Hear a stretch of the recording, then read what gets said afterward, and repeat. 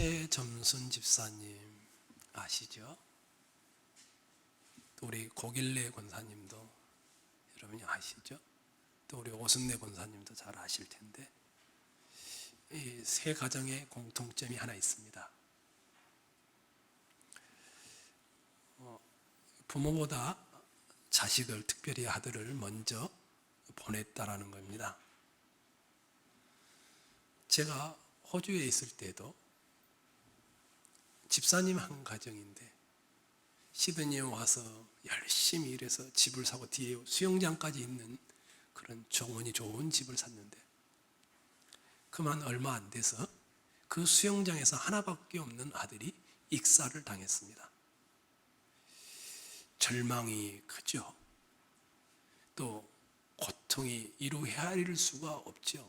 자식이 먼저 부모보다 갔으니 얼마나 마음이 아프겠습니까? 이런 고난이 닥치면 제가 만난 분들은 한결같이 왜 이런 일이 나에게 일어났는지 잘 모릅니다. 신자이며 그래도 나름대로 완벽하지는 않지만 선하게, 착하게, 또 예배자로 살아왔는데 터무니없으리만치 환난과 불행이 닥치면 왜 그러는 것인지 잘 이해를 못합니다. 우리는 반대도 보지요. 부정직하고 자기밖에 모르고 욕심 많고, 근데 이분들은 반대로 너무 편안한 삶을 삽니다. 저는 시드니에서도 참 많이 봤고요, 또 제가 직접 당하기도 했고요. 그럴 때마다 우리에게 다가오는 것은 왜 그럴까? 왜 그럴까? 여기 계신 분들 대부분은 제가 신방하면서도 느꼈지만 이렇게 말을 합니다. 제가 벌을 받은 겁니다. 제가 하나님 앞에서 제대로 살지 못해서 하나님이 벌을 주신 겁니다. 이렇게 대답합니다. 그런데 예수를 안 믿는 세상 사람들은 합당한 이유를 모릅니다. 하나님이 선한 분이라면 어떻게 이런 일을 허용한단 말인가? 그래서 하나님은 없다. 있다 손치더라도 하나님은 잔인한 분이다. 이렇게 이야기를 합니다. 이런 세상을 살아가다 보니 현대인들은 대부분 어떻게 하냐면 공식을 찾습니다. 이런 어려움과 고난이 생기면 이런 방법으로 하면 되더라. 그래서 학교가 우리나라에 그렇게 많습니다. 부부학교, 아버지 학교, 어머니 학교, 심지어는 리더십 학교도 각종의 리더십 학교가 다 있습니다. 고통을 줄일 만한 공식과 같은 것을 찾는 것이죠. 여기 앉아 계신 여러분은 여러분에게 견딜 수 없는 고난이 오신 적이 있으시죠? 그런 때 어떻게 이겨내시나요?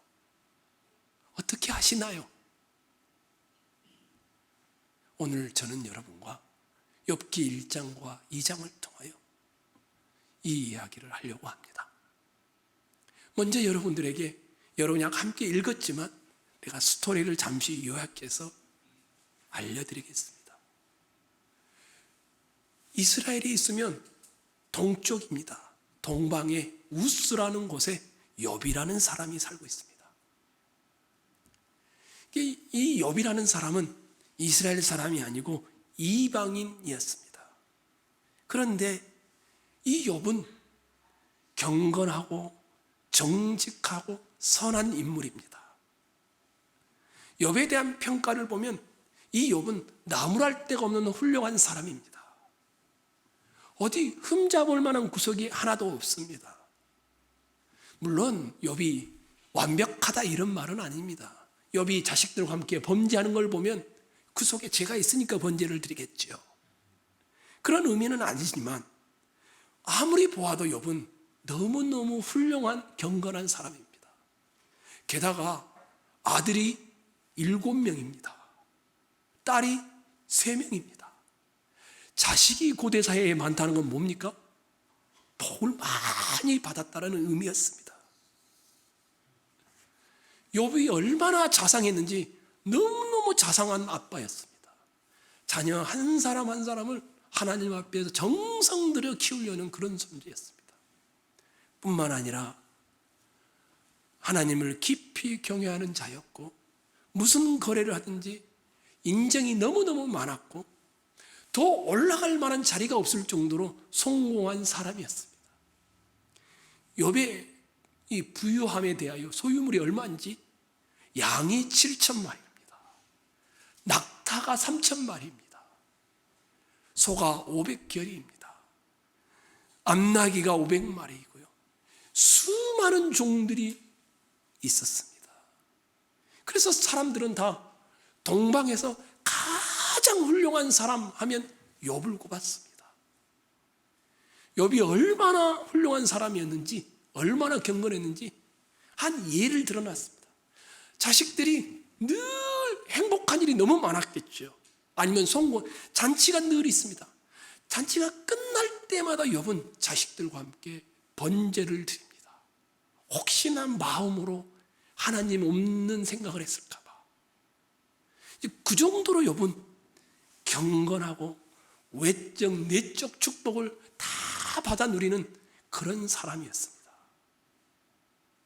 그런데 이 욥에게 불가사의한 재난이 닥쳐왔습니다. 처음에는 그 재산과 자식들을 다 쓸어가 버립니다. 나중에는 욥의 건강마저도 싹 가져가 버립니다. 다 잃어버렸습니다. 어째서일까? 어째서 이런 일이 그 경건한 사람에게 일어났을까? 욥은 모릅니다. 어떻게 이런 일이 일어났는지. 욥의 친구들도 모릅니다. 오늘 성경을 읽고 있는 우리만 알죠. 하나님이 하늘 어전회의에서 천군 천사와 사단이 와서 대화하는 장면을 기록해 놓았습니다. 하나님이 욥을 너무너무 자랑하고 싶었나 봅니다. 나의 종 욥을 네가 보았냐? 내가 땅에 사는 사람 중에 그처럼 정직하고 하나님을 경외하는 사람 내가 본 적이 없다. 하나님이 자랑을 하니까 사단이 발끈합니다.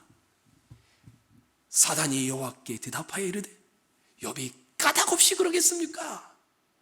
하나님이 복을 주셨으니까 그렇죠. 그리고는 욥이 다 소유물을 잃어버리면 하나님을 저주할 것입니다. 이렇게 말하자 하나님은 사단에게 그의 몸은 손을 못 대게 하고 소유물을 다 치도록 만듭니다.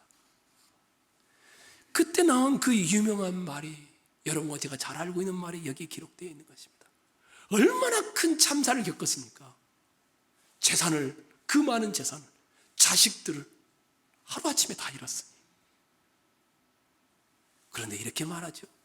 주신 이도 여호와시요 거두시는 이도 여호와시오니 여호와 이름이 찬송을 받으실지니이다.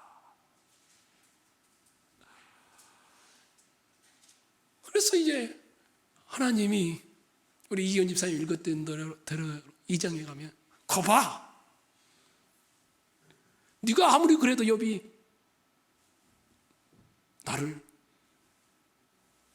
반역하지도 욕하고 저주하지 않잖아. 그랬더니 사단이 다시 아니 헌옷으로 새 옷으로 갈아입으면 가죽으로 바꾸면 누구나 다 그럽니다. 뼈와 살까지 한번 다 쳐보십시오. 반드시 하나님을 욕할 것입니다. 결국은 허락을 합니다.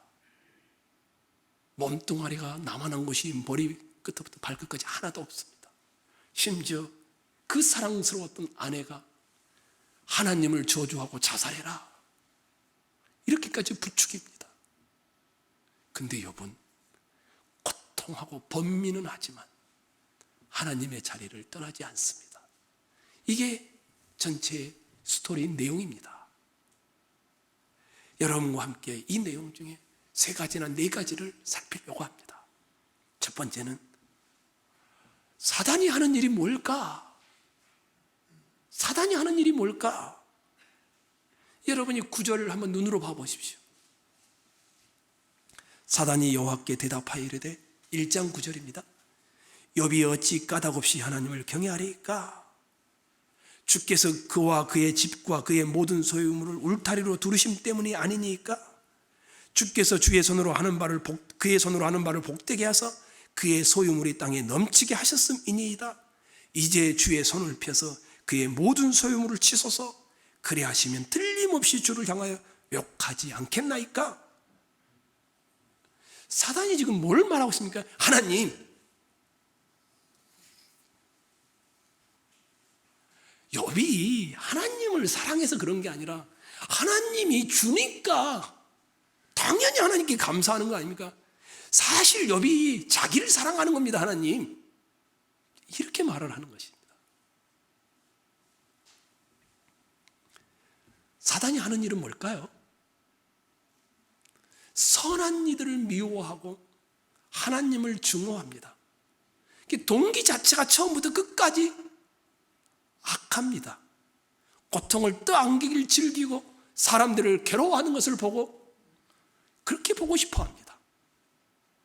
그래서 하나님이 욥이 주신 이도 여호와시요 가져가신 이도 찬송 받으시 이렇게 하고 나니까 하나님이 이정에 가서 그렇죠. 봐라, 어떤 어려움에도 불구하고 욥이 믿음을 지키지 않았느냐? 그랬더니 사단이 다시 말합니다.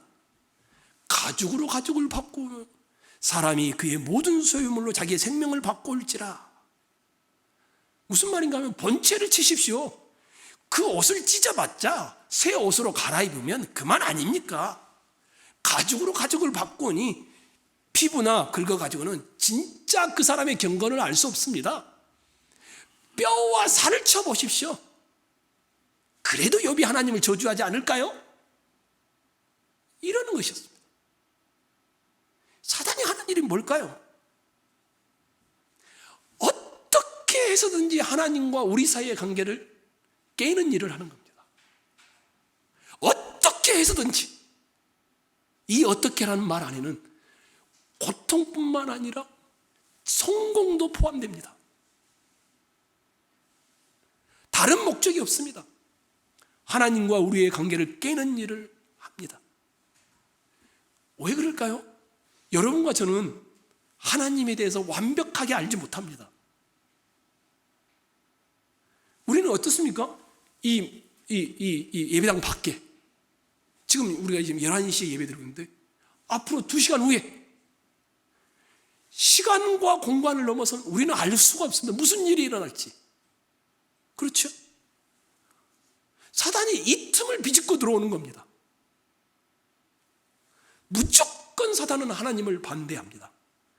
그래서 사단이 하는 일은 하나님께 진심을 다하여 다가가려고 하는 사람들의 마음을 반대로 걷도록 만들어 놓는 일을 합니다.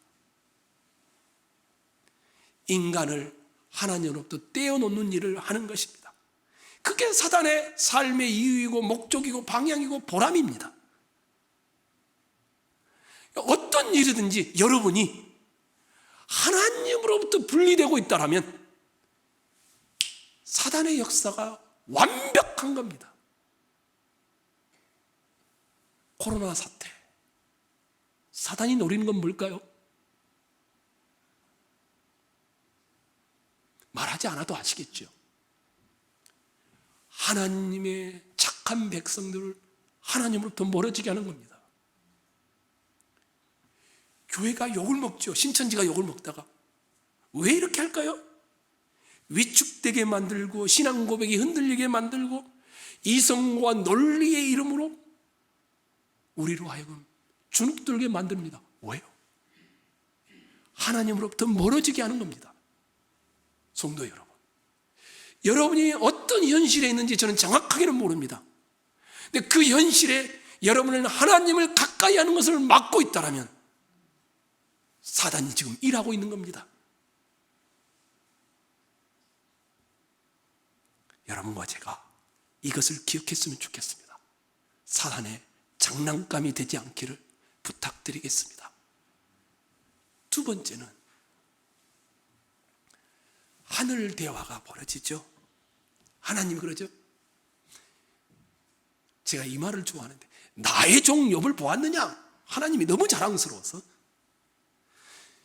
그처럼 이 땅에서 정직하게 하나님을 경외하는 사람은 없다. 이 욥이 그렇게 하나님이 자랑스러워하는 자였나? 근데 사단이 방해를 합니다.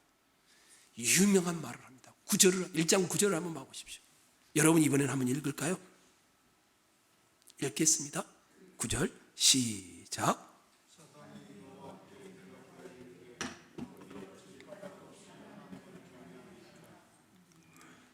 욥이 하는 말, 사단이 하는 말이 뭡니까?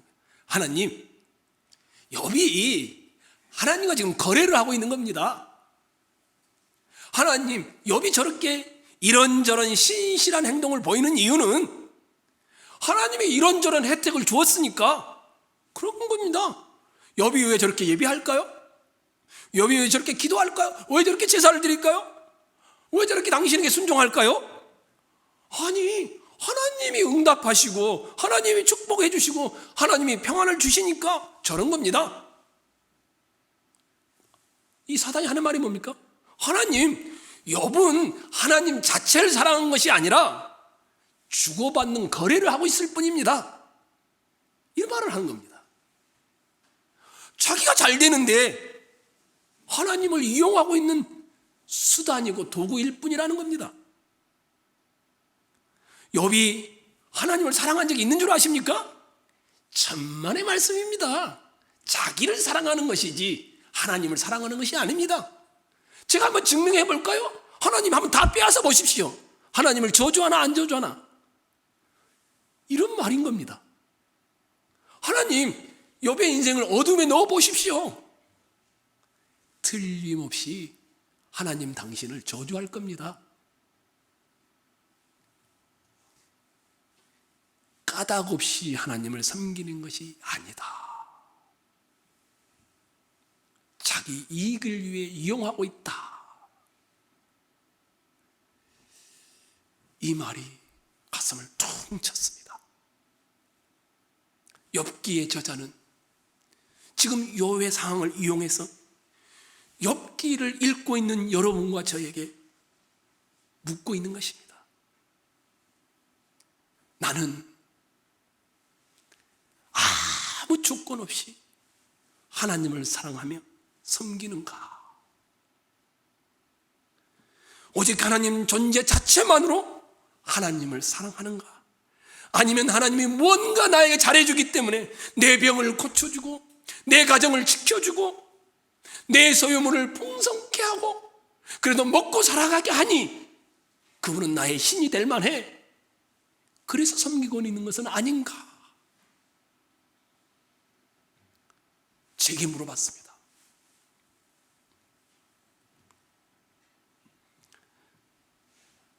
나는 하나님 자체만으로 즐거워하고 섬길 수 있을까?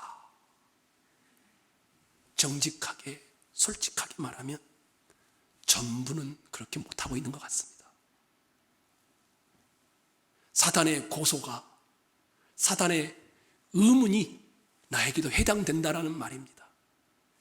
하나님을 믿고 섬기는 일 중에 일부는 하나님이 나를 잘해주니까 내가 하나님을 섬기는 것 일부가 맞습니다. 이는 우리가 처음에 신앙생활을 출발할 때는 다 가질 수 있는 것입니다. 예수를 믿으면 병에서 고쳐진다든지, 예수를 믿으면 내적 공허함에서 벗어난다든지, 예수를 믿으면 이 어려운 환경에서 이겨낼 수 있다든지, 가난에서 벗어나 출세한다든지, 처음에는 이렇게 출발할 수 있습니다. 여러분이 현재 예수님을 믿고 있는 것이 거짓말이다 이런 말을 하고 있는 것이 아닙니다. 제가 여러분의 신앙 고백이 잘못됐다 이런 말을 하고 있는 것이 아닙니다. 처음에 우리에게는 다 그런 동기들에 의해서 신앙을 갖습니다. 문제는 만약에 그런 상태가 평생 지속된다면 어떤 일이 벌어지겠습니까? 나에게 나쁜 일이 일어날 때마다 하나님 어디 계십니까? 신앙이 늘 흔들립니다. 나에게 안 좋은 일이 일어날 때마다 하나님은 안 계시다. 하나님이 계시다면 나를 이렇게 두겠는가? 까닭이 있지 사단이 고소하고 있는 그 내용이 우리에게도 해당된다는 겁니다. 사람은 조건 없이 하나님을 섬길 수 있는가? 사단은 뭐라고 합니까? 그럴 리가 없습니다. 다 사람들이 자기를 섬기는 거죠. 하나님을 이용해서. 하나님이 하면 모든 소유물을 빼앗아가 보십시오. 그래서 마귀는, 사단은 사람은 조건이 있기 때문에 하나님을 섬긴다고 하니까. 근데 하나님은 아니라고 합니다. 하나님 자체로 하나님을 섬길 수 있다라고 봅니다. 성도 여러분, 욥기의 싸움이 그 싸움입니다. 울타리. 하나님, 내가 생각하는 하나님, 욥이 생각하는 하나님, 이런 소유물을 주시고 이런 가정을 주시고 이런 성공을 주시니 하나님을 섬긴다. 그래서 사단이 말합니다. 이 울타리를 걷어보십시오. 내가 생각하는 하나님을 벗어난 하나님, 아무 까닭 없이 내 자식들이 다 죽습니다. 아무런 이유 없이 사업이 망해버립니다. 갑자기 병이 듭니다. 그렇게 가까웠던 절친이 자기를 배신해버립니다. 그래도 하나님을 섬길 수 있을까? 욥기는 이 싸움을 하고 있는 겁니다. 내 생각 안에 가둬놓은 하나님, 내 경험 안에 가둬놓은 하나님, 이것은 까닭의 하나님입니다. 내 생각 밖의 하나님, 주신 이도 여호와시오, 취하신 이도 여호와시오니 여호와 이름이 찬송을 받으실지로다. 여기 계신 여러분, 여러분에게 묻습니다. 까닭 없는 고난 앞에, 이유 없는 고난 앞에서도 끝까지 하나님을 붙잡을 수 있으신가요? 이 코로나가 우리를 지금 그렇게 몰아가고 있습니다. 우리가 잘못한 게 아니지 않습니까? 그러나 우리는 함께 고통을 당하고 있습니다. 갈수록 심해질 겁니다. 일어나기 불가능할 정도로 심해질런지도 모릅니다. 우리의 영적 상황이. 까닭 없는 고난 앞에 선 우리 교회, 한국 교회, 끝까지 하나님을 붙잡을 수 있을까요?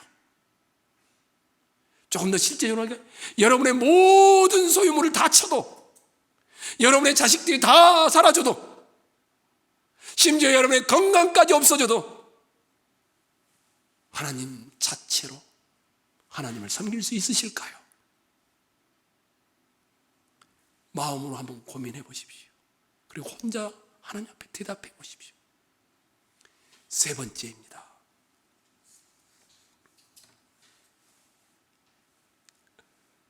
하나님은 사단이 욥을 시험하도록 하지요.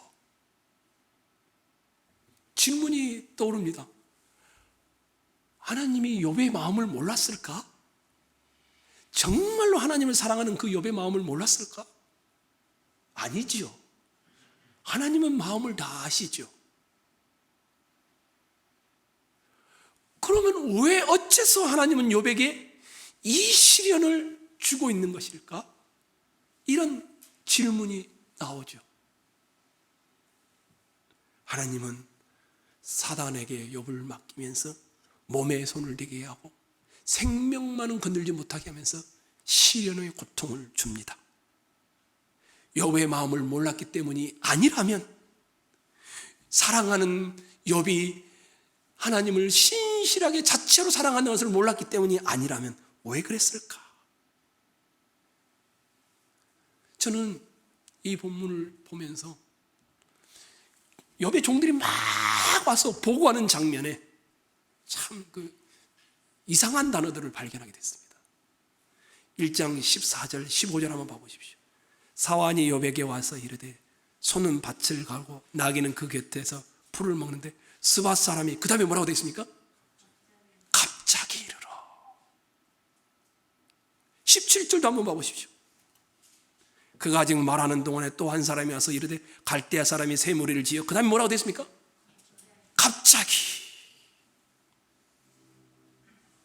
무슨 말일까요? 갑자기가?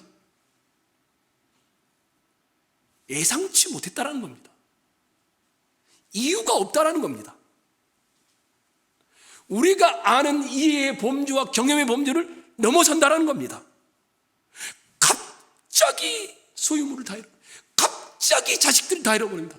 갑자기 온몸에 다 병들었습니다. 욥이 왜 고난을 받을까? 이유가 없습니다. 갑자기였습니다. 욥이 잘못해서 받는 것일까? 욥 스스로도요, 내가 뭘 잘못했는지 막 찾아갑니다. 욥의 새 친구도 욥이 잘못한 것을 막 끄집어내려고 했습니다. 그런데 하나님은 욥의 잘못에 대해서 한마디도 하지 않습니다. 자기가 뭘 잘못했는지 모르는 이 욥이 나중에 뭐라고 하는지 아십니까? 제가 비유를 들면 이게 이렇게 컵이라고 하면 욥은 나중에 이 컵을 탁 던져서 깨트리면 어떻게 됩니까? 이 안에 있는 물이 깨져서 물이 다 튑니다. 자기가 깨지는 경험을 합니다. 죄에 앉아서 회개하면서 내가 이제사 하나님을 배우니 내가 죄인입니다. 자기 생각 안에 가둬놓았던 하나님을 깨지는 이 경험을 욥기 42장에 가면 하게 되고, 그때서 하나님은 그를 회복시키십니다. 여러분이 누군가와 사랑에 빠졌다고 한번 생각해 보십시오. 내가 저 사람을 사랑하니까 나 정말 순수하게 사는데 저 사람도 나를 순수하게 사랑, 이렇게 생각을 했습니다. 그래서 친절하고 선하고 이렇게 대하고 서로 먹을 것도 오고 가고 그랬어요. 그런데 어느 날 보니까 경제적인 어려움이 나에게 왔습니다. 그런데 그 사람이 더 이상 가까이 하지 않습니다. 그러면 어떤 생각이 들겠습니까? 저 사람은 나를 사랑했던 것이 아니라 내가 가진 것을 사랑했었구나, 이런 생각이 들지 않겠습니까? 지금 하나님과의 관계도 마찬가지입니다. 욥이 이 시련 앞에서 하나하나 나중에 배워갔는데 뭘 배우냐면 하나님 자체를 사랑하는 법을 배워갑니다. 하나님을 자기 생각 안에 가둬놓았던 것이 깨지면서 자기가 티끌만한 피조물이라는 것을 알아가면서 하나님 자체를 경외하고 예배하는 대로 나아가게 됩니다. 저는 여러분이 그랬으면 좋겠습니다. 처음에는 하나님을 믿을 때 하나님이 가지고 있는 어떤 것에 반해서 믿을 수 있죠. 시간이 가면 갈수록 여러분이 성숙해지면 성숙해질수록 어떻게 됩니까? 하나님이 가진 어떤 것이 아니라 하나님 자체에 반해지고 사랑하게 되고 하나님 자체를 좋아하게 되어지는 것입니다. 처음에는 하나님을 향한 사랑이 조건부였는데 그 다음에는 조건이 아니라 휘둘리지 않고 환경 따라 섬기지 않고 하나님 자체로 사랑하게 되는 이 단계로 나아가기를 원합니다. 욥에게 닥친 시련이 욥을 그렇게 만듭니다. 근데 이것이 욥만이 아니었습니다. 로마서 5장을 한번 찾아가 보겠습니다. 로마서 5장입니다.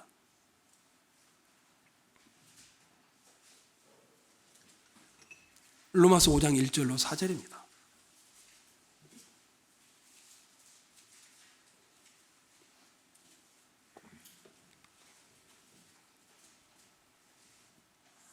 그러므로 함께 읽겠습니다. 1절로 4절 시작.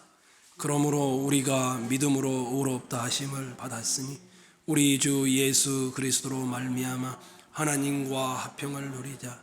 또한 그로 말미암아 우리가 믿음으로 서 있는 이 은혜에 들어감을 얻었으며 하나님의 영광을 바라고 즐거워하느니라. 다만 이뿐 아니라 우리가 환난 중에도 즐거워하나니 이는 환난은 인내를, 인내는 연단을, 연단은 소망을 이루는 줄 알미로다. 어떻게 하면 내용이 뭡니까? 하나님 이분만을 사랑하는 경지에 이를 수 있는가?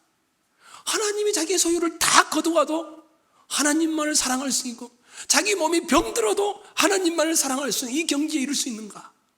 조건 없이 하나님을 사랑할 수 있는가? 여러분 읽었던 로마서 1장 4절이 그 답을 주고 있습니다. 1절은 뭡니까? 너희들은 하나님과 화평한 자다, 구원을 받았다는 겁니다. 너희들은 현재가 아니라 과거, 이미 우리는 하나님과 화평을 누린 자다. 그 다음에 2절은 뭡니까? 하나님의 영광을 바라고 즐거워하는 약속과 소망 가운데 너희가 있다. 미래의 일입니다. 과거와 미래입니다. 이미 하나님의 백성입니다. 하나님과 화평한 자입니다. 미래는 하나님의 영광과 소망이 우리의 것이 될 것입니다. 3절이 현재입니다. 현재 뭡니까? 환난 중에도 뭐라고요? 환난 중에도 즐거워한다.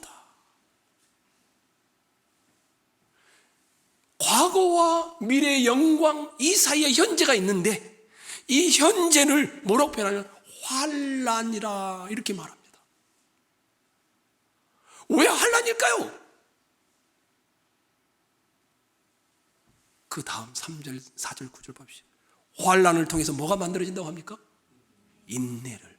그 인내가 뭘 만듭니까? 연단을. 그 연단이 뭘 만듭니까? 이게 인내를 통하여 연단을, 환난을 통해서 인내를 통해서 연단을 통하여 영광의 소망의 자리에 이르게 하기 때문이라고 합니다. 무슨 말입니까?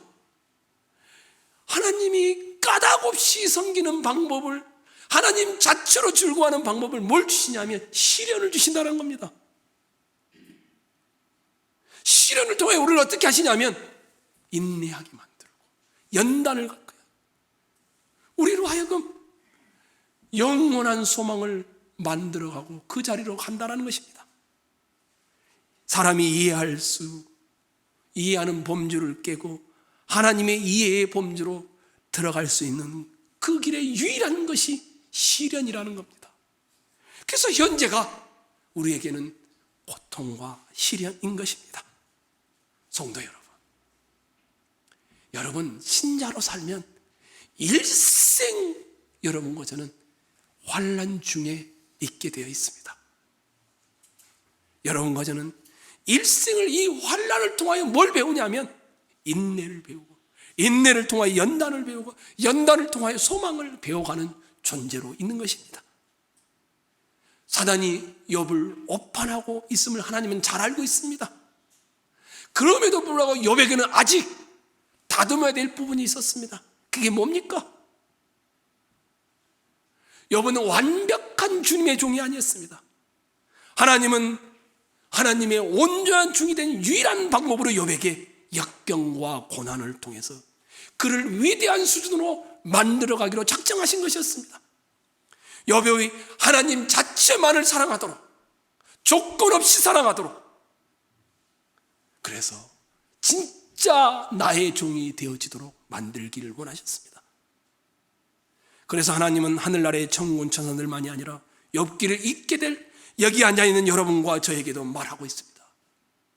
욥을 통하여 보듯이 왜 우리에게 까닭없는 고난이 올 것인가? 하나님이 우리를 위대한 자리로 만들어가고 있음을 보도록 하는 것입니다. 말씀의 결론을 맺습니다. 욥은 고난의 어떤 유형을 겪고 있습니까? 욥은 너무너무 혹독한 시련을 겪고 있습니다. 자식들이 몰살당합니다. 전 재산을 순식간에 다 잃어버렸습니다. 건강마저도 다 잃었습니다. 세상에 살면서 우리가 경험하는 보편의 수준을 훨씬 넘어선 것이었습니다. 욥이 잘못했기 때문이 아니었습니다. 도덕적 실수 때문도 아니었습니다. 박해를 받고 있기 때문도 아니었습니다. 삶이 완전히 주저앉자 욥은 자신에게 책망받을 것이 있는지 살펴보고 욥의 친구들도 혹시 욥이 잘못했기 때문이 아닐까라고 욥을 다그치지만 찾지 못합니다. 욥이 당한 고난의 핵심은 이유 없는 고난이었습니다. 그런데 이 고난이 어디로 이끌어갑니까? 욥은 고난 앞에 어떻게 됩니까? 자살합니까? 욥은 고난 앞에 어떻게 합니까? 하나님 그 면전에서 일어나서 떠나가 버립니까? 하나님이 없다라고 부정합니까? 아닙니다. 욥은 그 고난 앞에서 자기가 깨지기 시작합니다. 자기가 깨지는 순간 자기가 티끌 같은 존재인 줄 알게 되고 하나님을 향하여 온전한 그리고 위대한 사람으로 바뀌어져 가게 되어집니다. 성도 여러분, 여기 계신 여러분과 저에게 비통과 슬픔이 각자의 인생에 있습니다. 우리 인생의 드라마에서 아무리 삭제하려고 해도 삭제되지 않는 일입니다. 단식하십시오. 우십시오. 허나 하나님 앞에 선 자리는 떠나지 마십시오. 고통하십시오. 눈물을 흘리십시오. 고통하며 부르짖더라도 하나님과 씨름하십시오. 그것이 여러분을 만들어가고 여러분을 성숙해가며 조금씩 껍질을 벗겨서 하나님 그분 자체만으로 사랑하게 만들 줄 압니다. 조금 더 나아가서 처음에 했던 질문처럼 알 수 없는 고난의 현장에 가진 것을 다 버려야 되는 아픔의 현장에 여러분이 선다라면 어떻게 하시겠습니까? 고통을 줄이는 공식을 찾지 마시고 욥이 끝까지 하나님과 씨름했던 것처럼 주신 분도 여호와시고 가자 하시는 분도 여호와실진데 왜 나에게 이런 일을 주시는지 여러분 기도의 자리에서 씨름하시는 귀한 분들이 되시기를 부탁드리겠습니다.